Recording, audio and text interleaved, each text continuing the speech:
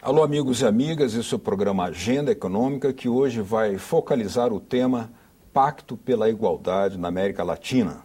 O nosso convidado é o Dr. Carlos Mussi, diretor do escritório da CEPAL, Comissão Econômica para a América Latina, no Brasil, a quem agradeço pela presença. A CEPAL, Comissão Econômica para a América Latina e Caribe, elabora sistematicamente um conjunto de propostas para reorientar o desenvolvimento com base na igualdade e na sustentabilidade ambiental, conhecido como Pacto pela Igualdade e para o Desenvolvimento Sustentável. O documento enumera vários eixos de transformação para a América Latina e o Caribe a médio e a longo prazo, como a redução da enorme distância econômica da região em relação aos países mais desenvolvidos e o fortalecimento de políticas que conduzam a uma maior igualdade social.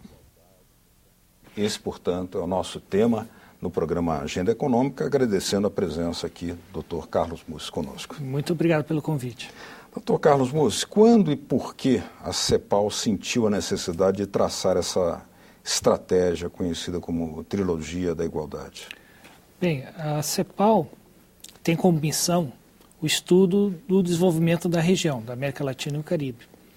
E nesses 60 anos que estamos praticamente estudando a região, notamos que o recente crescimento no início da década dos anos 2000, na primeira década dos anos 2000, trouxe um resultado muito desejado, que foi o início da distribuição de renda, dos ganhos sociais, oriundos de um crescimento que estava surgindo nesses anos. Portanto, havia a oportunidade da região buscar, vamos dizer, não mais somente uma distribuição, mas a busca por uma igualdade de direitos, ou seja, que a região buscasse um desenvolvimento econômico mais justo. Afinal, mesmo assim, ainda somos a região do mundo mais injusta, com a maior desigualdades em vários aspectos. E em 2010, ainda que com o impacto da crise econômica de 2008 e 2009, a CEPAL colocou em discussão esse tema, a hora da igualdade. Temos que preservar esses ganhos e ver como é que as políticas públicas podem ser direcionadas para buscar uma economia e uma sociedade mais justa. Agora, nós temos um conjunto de documentos, 3 documentos, na verdade, e num deles, que tem como título A Hora da Igualdade, Brechas por Fechar e Caminhos por Abrir, o enfoque central está colocado no plano dos direitos. Por que essa escolha? Como eu já estava colocando, justamente, era o fim, oxalá que não era o final, mas foi um período de crescimento muito forte da região. Portanto, estava no momento de vermos justamente quais são as brechas, quais são as lacunas das desigualdades que temos que fechar e quais são os caminhos para diminuir essa desigualdade e para possibilitar um crescimento mais dinâmico e mais justo para a região. Nessas brechas, quais o senhor identificaria como principais? Bem, tem a principal, que é a da renda, né? Segunda, talvez, é o acesso aos serviços públicos, né? O terceiro, também, é a questão da proteção social, né? Quem tem acesso à Seguridade Social. Um outro é também sobre, vamos dizer, sobre a sustentabilidade ambiental, ou seja, de como é que a região, ou as diferentes camadas da sociedade da região estão deteriorando ou não o nosso meio ambiente, né? E, por último, a brecha em relação aos países mais ricos, ou seja, nossa produtividade, nossa competitividade.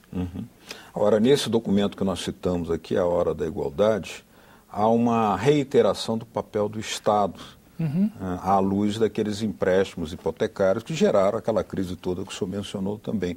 Mas há também, igualmente, um questionamento do papel do mercado autorregulado, né, com plena titularidade dos direitos. Como é que é essa abordagem? Não, isso, bem, primeiro a CEPAL sempre enfatizou a necessidade de um Estado atuante, de políticas públicas eficientes, que venham promover o desenvolvimento dos países, né?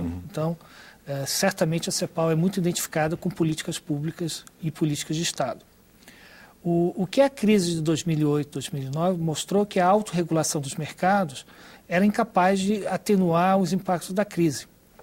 Portanto, era um momento que não somente a região, mas o mundo inteiro via um novo, ou retomar um papel fundamental do Estado, que é regular as relações, vamos dizer, econômicas, aquelas que envolvam maior risco, não somente para a operação imediata, mas que traga externalidades, ou seja, impactos para o resto da economia, como é uma crise bancária. E quando os documentos da CEPAL ressaltam que não só no social se transforma o social, e aí tem um desdobramento que é interessante, que é o papel do território, do trabalho e da proteção social. Onde é que está essa abordagem? Bem, isso começa certamente no Hora da Igualdade, mas também está muito enfatizado no segundo documento da trilogia, que é mudança estrutural, né? E um pouco já nesse terceiro, que são os pactos para a igualdade. Assim, de uma maneira simplificada, nós colocamos que a perspectiva da igualdade é a médio prazo, né? O caminho é a mudança estrutural e o instrumento são as políticas públicas. E, portanto, os documentos tentam trazer essa análise, né?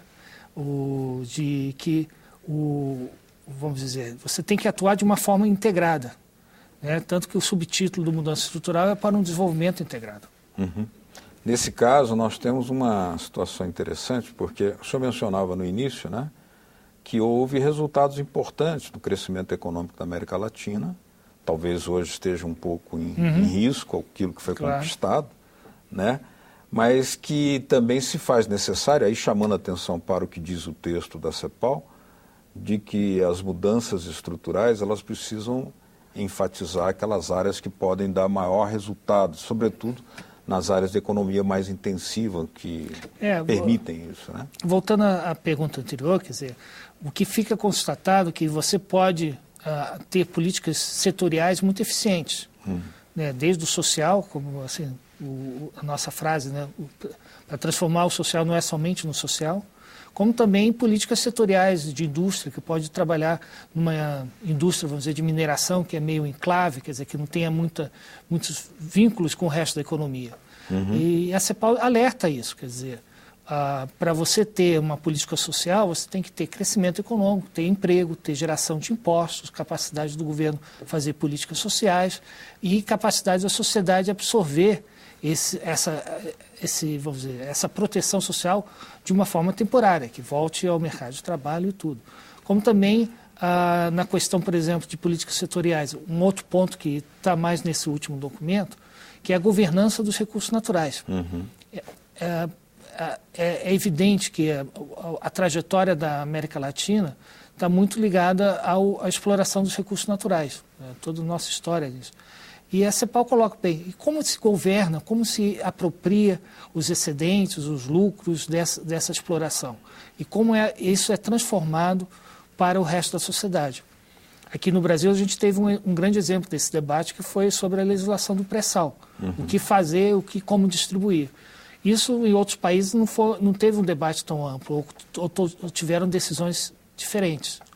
Portanto, é isso que a CEPAL coloca, quer dizer, tem que ter uma visão integrada do desenvolvimento. Não pode estar com apenas objetivos de curto prazo ou apenas ficar num longo prazo sem indicar os instrumentos e os meios para alcançá-lo. Agora, é interessante observar que alguns países da América Latina fizeram mudanças importantes nas políticas para os setores ligados à exploração dos recursos naturais, petróleo, energia, minérios, né? Por exemplo, Bolívia, por exemplo, Equador e também a própria Venezuela, o Brasil é um caso notório, mas também acompanharam essas medidas com algumas conquistas nas áreas sociais, né? Superação do analfabetismo, por exemplo, que é algo que a CEPAL destaca como um ponto muito positivo, que foi superado nesses países que eu citei, né? Claro, e também a própria diminuição da pobreza, que é também uma meta da ONU, né, dentro dos objetivos do milênio. A região conseguiu avançar essa meta de reduzir drasticamente seus níveis de pobreza. ainda vamos dizer, ainda há muito o que fazer, mas se reduziu muito o impacto, especialmente ainda da velha crise da dívida externa. Só tem uma comparação interessante.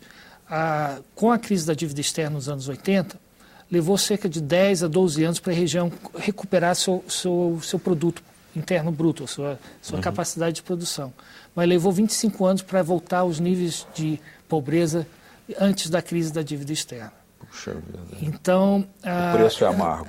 Exatamente. É por isso que a CEPAL coloca a ideia da hora da igualdade, de uma visão integrada, de uma importância das políticas públicas solidificadas, especialmente na área social.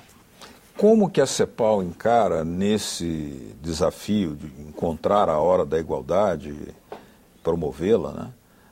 A proposta que vem sendo implementada, passos até concretos, né? Pela política da integração latino-americana, sendo que alguns instrumentos foram até lançados como um Banco do Sul, como um banco de investimento, um banco de desenvolvimento. Bem, a integração faz parte vamos dizer, do mandato da CEPAL, das propostas da CEPAL desde 1960. A CEPAL foi um importante ator para a criação da ALAU, a área de livre comércio daquela época. E o desafio da integração está aí para os países até hoje. Seja porque a importância de ter um mercado mais amplo para os nossos produtos, seja porque é onde nós podemos trocar produtos de maior valor agregado, né? E também de promover a inovação, né? E capacidade de concorrência, de competitividade frente ao resto do mundo. Esse tem sido um desafio grande, porque nós temos também a própria integração física, que ainda está sendo construída, né? Quer dizer, a estrada Acre-Peru, né? até o Pacífico foi, vamos dizer, realizado nos últimos 4, 5 anos somente. Né? E todos os outros esforços de integração estão aí.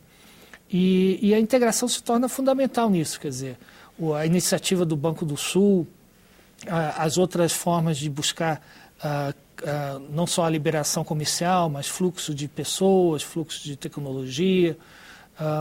O Brasil sempre tem promovido isso, né? Seja através dos mecanismos multilaterais ou até através de suas próprias instituições, como o BNDES. O BNDES tem sido um papel importante, mas como é que o senhor encara, nesse caso, o surgimento da CELAC?